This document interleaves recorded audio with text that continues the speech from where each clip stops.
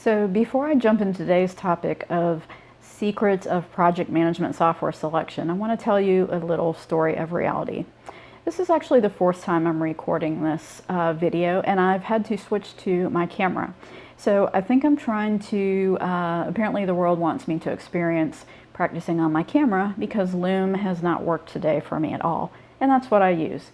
So if this video does not freaking record this time, I might just lose it. Anywho, so let's talk about project management software. I get asked all the time what the best software is to use for me and my team. People are afraid of jumping ship from their current project management software. They're afraid of making the wrong choice. They're just not sure, and they want someone to come along and just say, yes, here's the ultimate one. You're not going to go wrong. The reason why I can't give one overall answer is because of the three things we're going to talk about now. The first thing is values. I need to know what is important to you and what is most important or beneficial for you and your team.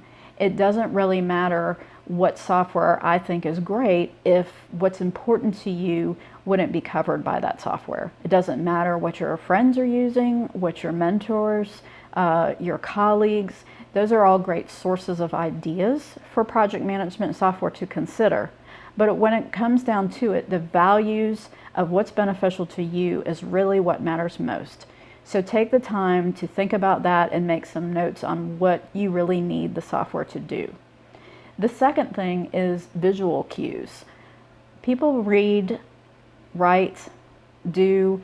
That's how they learn information. If your project management software is very text heavy and doesn't have a nice clean interface visually, for someone like myself, that doesn't work as well. I like things with a lot of visual cues and super clean and simple. I like to just see what I need to know when I need to know it. I don't like a lot of other information on the screen that's unnecessary.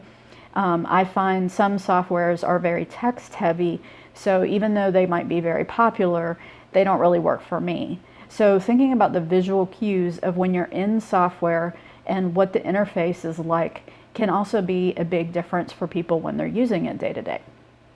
The last thing is, what is your ultimate goal for the software? Do you just need a super simple task manager type of system, or do you need a full-blown interactive system that links in with all your other systems that you're using? Sometimes that's overkill for people, and on the more simplistic side, maybe that doesn't do enough. So you really need to focus on what the main goal is, the visual cues, and your values. And when you do that and take the time, 10, 15, 20 minutes to really think about it, it makes the choice much easier, and you'll feel much more confident in the project management software that you pick. There's tons of them out there, and you need a way to reliably narrow down the list so that when you have your short list, then you can narrow down by maybe price or a couple extra features that you may get. So I hope that was helpful. I'm glad that I wrapped up this video on my phone this time, and I will see you in the next video.